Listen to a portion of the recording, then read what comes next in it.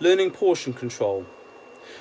When I deal with clients for weight loss, the overwhelming thing I see that is a trend across the board is that people say to me, I never knew I was eating that much and it was too much for me. Now, the reason for this is when you're hungry, you will always put more food on your plate than you need. It's a survival mechanism. If food is available and you are hungry, the body will want to put more food on the plate. Think back to caveman days when there wasn't so much food about and there wasn't a Starbucks on every corner. If you had food and food was available, you wanted to ram in as much as you could possibly eat for survival. So is still now ingrained in our psyche, in our survival mode. So if you are hungry, you will put more food on your plate than you need. Also, if you go to Sainsbury's or Tesco's or something when you're hungry, you'll find that you tend to put more stuff in your trolley than you actually want. And you'll come home and think, how did all those Pringles get in my trolley? I don't really like Pringles. But it'll be there because you walk past, you were hungry and you fancied snacking on them. So when you're looking at portion control, what I would suggest is that when you're using the diet template, when you're doing it for the first week or the first 2 weeks or whatever, please do weigh out your foods, or please do make note of the amount of calories per serving or the amount of grams for this per serving, and look at it on your plate. Now, what some of my clients do, they take photographs of meals that I've apportioned for them. So I'll tell them to eat this much chicken, this much rice, this much whatever, put it on a plate, and then they photograph it so that they've then got a reference for when they want to eat that meal again. Now, this is important because if you don't portion out your foods and you don't do it at least once or twice, you will find that more calories get on your plate than what you need. And this will be the source of, but I eat really healthily and I eat portions and everything else and I'm still gaining weight. It's because the portions you put on your plate have not been measured.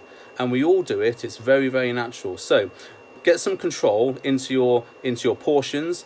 If you use the calculator to work out your calories and then you split them up into the 4 meals, and then you've got, let's say 350 calories per meal, and you work out that that's this much chicken, this much rice, whatever, and you put that on your plate, take a photograph of it so that you've got some reference for when you make that meal again. Now, and I can guarantee if you make that meal without weighing it, it'll be more than what you did before when you did weigh it. And this is how little bits of calories sneak into people's diets and they start to gain weight slowly, but they don't realize why, because they're in their head, they're eating the same sorts of meals. So portion control is really, really important. You need to know how many calories you need per serving, and you need to know how big the meal needs to be for your eyes. And this is the thing that most of my clients say they were really surprised about when working with me, because they put their portion on their plate, they eat the food, and because it takes a little bit of time for the stomach stretch response to catch up with the brain to tell it it's actually full, what happens is if you've got more food on your plate than you need, you'll keep eating, and then you'll get that full response, and then you'll stop eating. But in that time it's taken to do that, you've actually eaten more food than you need. So put the portions on your plate, eat it, and then we use a technique called riding the wave, and that is you might still be hungry when you finish, so you wait 5 to 10 minutes and see if you are actually hungry. Chances are you won't be actually hungry because you've eaten your food and the stomach sends a signal to your brain to say, yeah, we're full now, we don't need no more food, thanks.